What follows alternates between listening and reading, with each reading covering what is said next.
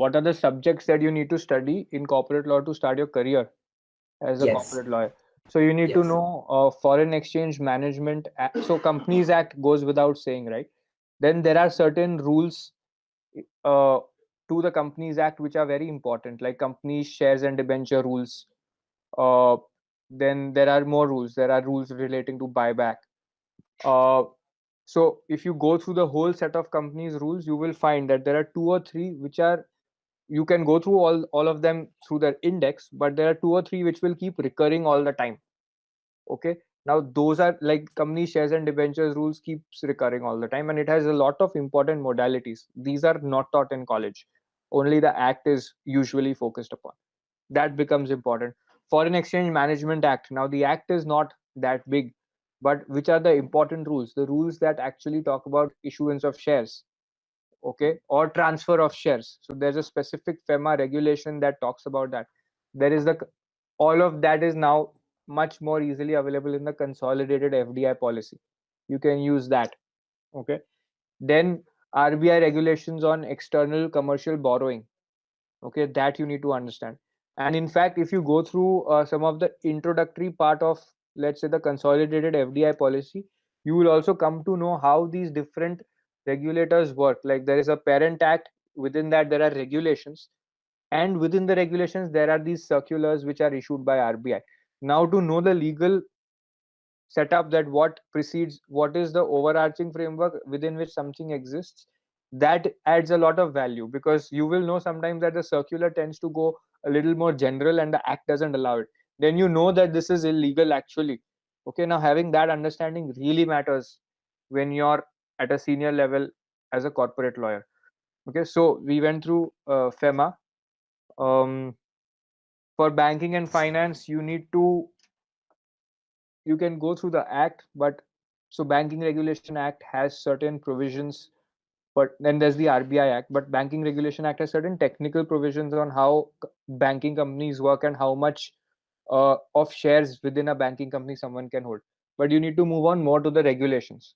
Like RBI has these master directions and master circulars. These are available on different themes. So you can just Google this online and you will land up at RBI's uh, portal for all of these master directions. Then you need to go through them. Earlier, RBI used to have master circulars. Every year, they used to pass a new one. Later on, they started having master directions, which don't renew every year. They just keep updating an old one. And that's more integrated. So you need to know these. For listed companies, you need to know SEBI's regulations on this. So for M&A transactions, whenever there's a listed company acquisition, you always have the takeover code, substantial acquisition of shares and takeover regulations. That's called the takeover code. Side by side with that, there will always be an element of insider trading regulation. There's a reporting. So insider trading as a concept is one thing, but insider trading regulations require you to report certain acquisitions of shares, apart from also following the guidelines that don't have trading on based on unpublished information. That's an insider trading concept. So but insider trading and takeover code regulations go hand in hand in many situations, so you need to be aware of what they say. Okay. uh, then there are the listing obligations and disclosure requirements regulations, LODR. Okay, so this is something that listed companies need to comply with on a continuous basis. Earlier you used to have the listing agreement, which was an agreement a listed company had with the stock exchanges. It was based on what the SEBI said you should have. It was based on a model prescribed by SEBI. But now these conditions have been codified under the LODR, and there are also the listing agreement follows this process. But so LODR needs to be complied with. If an unlisted company is undergoing an IPO, the issue of capital and disclosure requirements regulations, they are called the ICDR. You need to know about this. Okay. If you're dealing with banking, finance, industry, and loans, you need to know certain aspects of uh, Transfer of Property Act and Contract Act, where pledge and hypothecation is there.